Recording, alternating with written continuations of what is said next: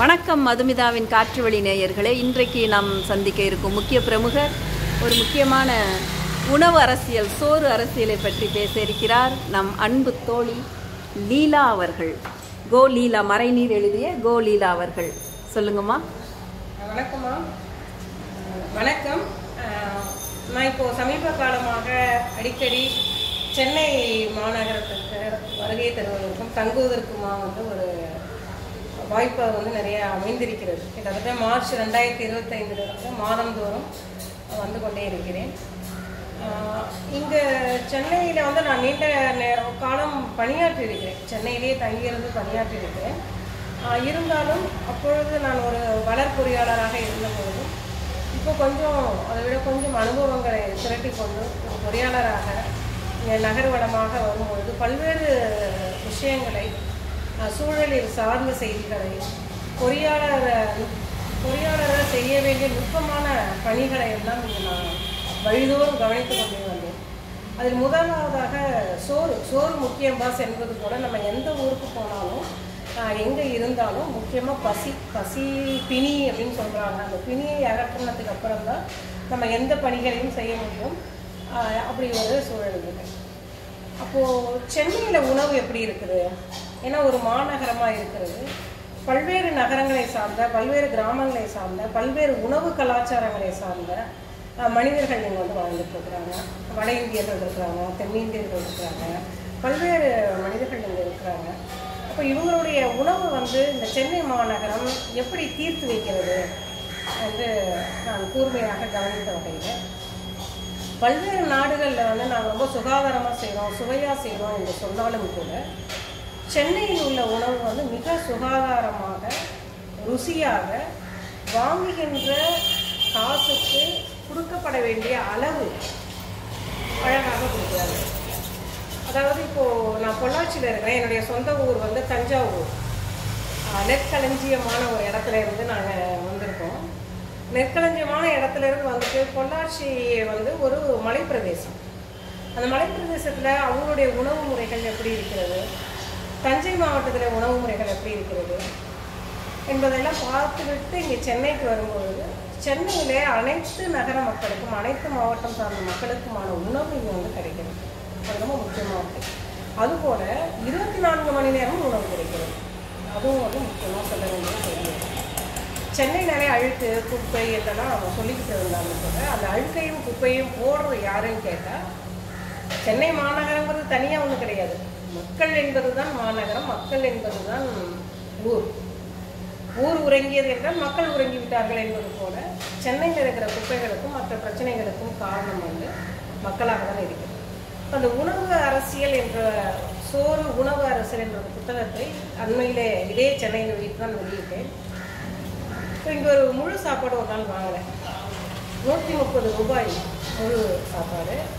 சாம்பார், வத்தக்குழம்பு, ரசம், தயிர், முனைக்கட்டிய பயிர், ஒரு கூட்டு, கண்டிப்பாக ஒரு கீரை கூட்டு, ஒரு பொரியல், அப்பளம், தயிர், மிளகாய், ஊறுகாய், ஒரு கருப்பட்டி போட்டு வீட்டில் செய்யக்கூடிய ஒரு இனிப்பு வைத்து அந்த உணவு, அந்த சோறு ஒரு நபர் நன்றாக உழைக்கக்கூடிய ஒரு நபர் தாராளமாக உண்ணக்கூடிய வகையிலே அந்த 130 ரூபாய்க்கு அந்த உணவு சென்னை மாநகரத்தில் அளிக்கப்படுவதற்கு வாய்ப்பு இருக்குது. ஆனால் ஏன் மற்ற மாவட்டங்களிலே அந்த மாதிரி இல்லை? அப்போ நான் பல்வேறு மாவட்டங்களையும், பல்வேறு நகரங்களையும், பல்வேறு கிராமங்களையும் நான் பயணித்து வரும்பொழுது எனக்கு அடுத்ததாக மிக பிடித்த உணவு உபசாரம் என்று பார்த்தால் மதுரை மாவட்டத்தில் பெரியகுளம், தேனி போன்ற இடங்களிலெல்லாம் அது ஒரு உணவு கடையாக, ஹோட்டலாக இருந்தாலும் கூட அங்கே பரிமாறுபவர்கள் அவ்வளோ அன்போட பக்கத்துலேயே இருந்து இதை சாப்பிடுங்க, இப்படி சாப்பிடுங்க, இது நல்லாயிருக்கும், இந்த உருண்டை குழம்பு இருக்குது இதெல்லாம் வைக்கிறாங்க.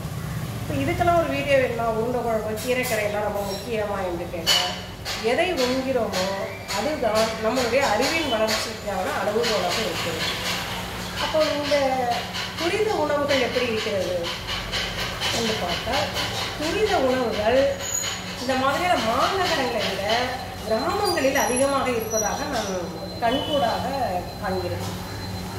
எப்படி காண்கிறேன் என்றால் இங்கே பழம் கலவை விற்பனை செய்கிறாங்க. பழக்கலவை விற்பனை செய்கிறாங்க.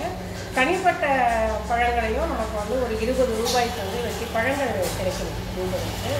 சோளம் கிடைக்கிறது, மீன் வறுவல் போன்ற வகைராக்கள்லாம் இயற்கை உணவு தானே, கடல் உணவு. அந்த மாதிரி நான்வெஜ் பிரியர்களுக்கு, அசைவ உணவு பிரியர்களுக்கு நண்டு, மீன், இறால் போன்ற வகைகள் கடல் உணவுகள் கிடைக்கின்றன. இப்போது நம்ம மற்ற இடங்களில் பொள்ளாச்சி, கோயம்புத்தூரில் பார்த்தீங்கன்னா மீன்களை விட கோழி வந்து அதிகமாக பயன்பாட்டில் இருக்குது. அந்த கோழியில் தான் நம்ம அதிகமான மருந்துகளை வச்சு லேயர் கோழி, சைவ முட்டை, இந்த மாதிரியான பல்வேறு சமாச்சாரங்கள்லாம் அதுதான் நடக்குது. ஸோ அந்த வகையில் சென்னையை பொறுத்த வரைக்கும் உணவு அரசியல் என்பது கலப்படம் மட்டுமல்ல, வாங்குகின்ற காசுக்கு சுவையான, அளவான, நல்ல உணவை, நல்ல சோறு கொடுக்கணும்பா அப்படிங்கிற அந்த மனப்பக்குவம் இந்த சென்னையில் நான் ஒரு இடத்துலேருந்து இதை பார்க்கல. சென்னையுடைய பல்வேறு பகுதிகளை நான் மார்ச்லேருந்து இந்த இப்போ வந்து ஆகஸ்ட் வரைக்கும் நான் சுற்றி பார்த்துருக்கேன். பல்வேறு இடத்துல நான் சாப்பிட்டேன். காலை உணவு, மதிய உணவு, இரவு உணவு, இடையில் உள்ள ஒரு சிற்றுண்டி, தீனி வகைகள் அப்படியெல்லாம் சாப்பிடும் பொழுது இந்த மாம்பழம், அன்னாசி பழம், ஆப்பிள், கொய்யாப்பழம் போன்ற பல்வேறு பழங்கள் வந்து எல்லா இடங்களையும் உடனடியாக சாப்பிட்றதுக்கான அதுதான் உண்மையிலேயே துரித உணவு. நம்ம எதெல்லாம் துரித உணவுன்னு சொல்கிறோமோ அதெல்லாம் பழைய உணவு. இந்த துரித உணவு வந்து நீங்கள் அமெரிக்காவிலேருந்து இங்கே வரத்துக்கு எவ்வளோ காலம் ஆகுது, அப்போ எவ்வளோ பழசு அது. ஆனால் நம்ம முதல் நாள் சோறில் தண்ணி ஊற்றி வச்ச சாப்பாடே பழைய சோறுன்னு சொல்லிட்டு சாப்பிட மாட்டேங்கிறோம். ஸோ அந்த வகையில் சென்னையோடைய உணவு கலாச்சாரம், உணவு தயாரிப்பு மிக நேர்த்தியாக, மிக நன்றாக இருக்கிறது.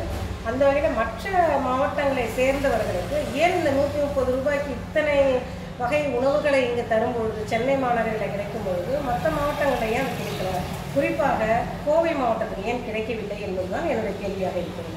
ஏன்னா இப்போ மதுரை மாவட்டம், தஞ்சை மாவட்டங்கள்லாம் இதே மாதிரி தான், சென்னை மாதிரி தான் இருக்குது. ஏன்னா கோவை மாவட்டத்தில் மட்டும் பார்த்தீங்கன்னா நான் சாப்பிட்றது 2 இட்லி தான், எனக்கு அளவு பிரச்சனை இல்லை. இருந்தாலும் கூட மற்றவங்க ஒரு சராசரியான ஒரு நபர் சாப்பிடும்பொழுது கொடுக்கக்கூடிய அளவும், உணவுடைய சுவையும், தரமும் ஒப்பீட்டு அளவில் பார்க்கும்போது இங்கே ரொம்ப சிறப்பாக இருக்குது. அது வந்து நான் இங்கே பதிவு செய்ய விரும்புகிறேன். ஒன்று. இரண்டாவதாக நான் வந்து சென்னை அப்படின்னோடனே இங்கே வந்து மரங்களே இருக்காது, மரங்களை பார்க்காமல் மனிதர்களை மட்டுமே பார்க்கக்கூடிய பயணம் ஒரு பயணமா என்றெல்லாம் நான் என்னுடைய கேள்விகளை எல்லாம் கேட்டுக்கொண்டிருந்தேன். அங்கே இது பார்த்தோம்னா பல்வேறு சாலைகளில் வந்து அடர்ந்த மரங்கள் இருக்கின்றன. நான் இங்கு வந்ததுலேருந்து அதிகமாக புறாக்களின் குணுக்கள் என்று சொல்லுவாங்க, அதோடைய ஓசை, அதையெல்லாம் கேட்கக்கூடிய வாய்ப்பு ஏற்பட்டது. பல்வேறு குயில் ஓசைகள், கிளியோடைய பறவை, அந்த மாதிரி பல்வேறு பறவைகளையும் பார்ப்பதற்கான வாய்ப்பு ஏற்பட்டது. அதே போல் வர வந்த வழியிலே நீர்நிலைகள் ஓரளவுக்கு பராமரிச்சிருக்கிறாங்க. இது முக்கியமாக கவனத்தில் கொள்ள வேண்டிய செய்தி என்னென்னா, குப்பைகளை நாம் தான் உருவாக்கணும். நாம் அந்த குப்பைகளை சாலைகளில், பொது இடங்களில் போடக்கூடாதுங்கிற சுய அறிவோடு நம்ம செயல்படணும். அப்படிங்கிறத இன்றைக்கி சென்னைக்கு தேவையான அவசியமான விஷயமாக நான் கருதுகிறேன். மழைநீர் சேகரிப்பு, மழைநீரை பற்றி அது இன்னொரு முறை பொறியாளராக என்னுடைய கருத்தை நான் வந்து ஒரு கருத்துருவாக அரசுக்கே சமர்ப்பித்து அதை எப்படி சரி பண்ணலாம் என்பதையும் நம்ம வந்து அதை பற்றி கலந்தாய்வு செய்யலாம் என்று நினைக்கிறேன். மிக்க நன்றி. நன்றி, மகிழ்ச்சி. வணக்கம்ப்பா. வணக்கம்.